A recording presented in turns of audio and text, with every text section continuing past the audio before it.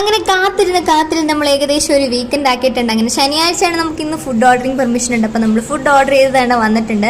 ഇനി കാത്തിരിപ്പുകളുടെ സമയമാണ്. ഒരു 7 മണി വരെ കാത്തിരിക്കണം. കാരണം എന്താണെന്ന് ചോദിച്ചാൽ നമ്മൾ നേരത്തെ ഫുഡ് കഴിച്ചാൽ എനിക്ക് നല്ലോണം വിശക്കും കുറച്ച് കഴിയുമ്പോഴത്തേക്ക്. അതുകൊണ്ട് നമ്മൾ 7 മണി വരെ കാത്തിരിക്കാം. അങ്ങനെ 7 മണി ഏതാണ്ട് എല്ലാവരും വന്ന് ഫുഡൊക്കെ എടുത്തിട്ടുണ്ട്. അപ്പോൾ നമുക്ക് കൊത്തോറോട്ട ഉണ്ടായിരുന്നു, ബിരിയാണി ഉണ്ടായിരുന്നു, ഫ്രൈഡ് റൈസ് ഉണ്ടായിരുന്നു. ഞാൻ ഫ്രൈഡ് റൈസ് ആണ് കേട്ടോ എടുത്തത്. അപ്പോൾ നമ്മുടെ കയ്യിൽ ക്യാമറയും മടിയിൽ പ്ലേറ്റ് ഒക്കെ വെച്ചിട്ട് ഞാൻ ഇങ്ങനെ അടിച്ചപ്പോൾ ഞാൻ വിചാരിച്ചു തീർന്ന് മൊത്തം കവന്നു പോയെന്ന്. പക്ഷെ പ്രതീക്ഷിച്ച പോലൊന്നും ആയില്ല. എല്ലാവരും കറക്റ്റ് പ്ലേറ്റിൽ തന്നെ വന്നിട്ടുണ്ടായിരുന്നു. പിന്നെ ഫ്രൈഡ് റൈസിന്റെ ടേസ്റ്റ് എനിക്ക് ഭയങ്കര ഇഷ്ടമാണ്. എനിക്ക് റൈസ് ടൈപ്പിന്റെ എല്ലാം ഭയങ്കര ഇഷ്ടമാണ്.